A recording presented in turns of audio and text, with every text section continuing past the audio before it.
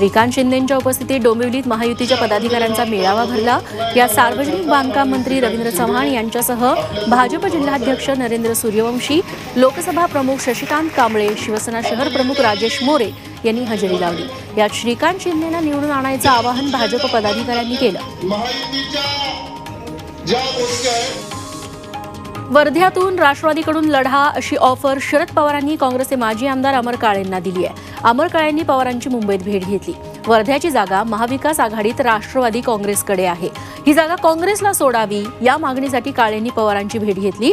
यावर तुम्हीच राष्ट्रवादीकडून वर्ध्यात उभे राहा अशी ऑफर पवारांनी त्यांना दिली आहे। वंचित बहुजन आघाडीचे प्रमुख प्रकाश आंबेडकरांच्या पत्रानं महाविकास आघाडीत ट्विस्ट निर्माण झालाय। आंबेडकरांनी काँग्रेस अध्यक्ष मल्लिकार्जुन खरगेंना पत्र लिहिलंय आणि काँग्रेसला 7 जागांवर पाठिंबा द्यायची तयारी दर्शवली आहे। यासाठी काँग्रेसनं 7 उमेदवारांची नावं लवकर जाहीर करायची मागणी त्यांनी केली। तर ठाकरे गट आणि शरद पवार गटावर विश्वास नसल्याचं ते म्हणाले।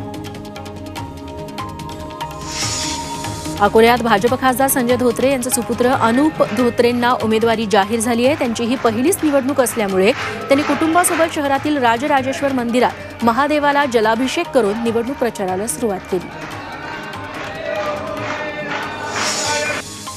बिहारच्या जागा वाटपात एकही जागा न मिळाल्यानं पशुपती पारस केंद्रीय मंत्रिमंडळातून बाहेर पडले। तिकीट वाटपात त्यांच्या पक्षाला एकही जागा देण्यात आली नाही। त्यांनी हाजीपूरच्या जागेवर दावा केला होता। मात्र भाजपनं पारस यांना दूर करून भाचा चिराग पासवान यांच्याशी जवळीक साधली आहे। पारस आता काय भूमिका घेणार याकडे सर्वांचं लक्ष लागलंय।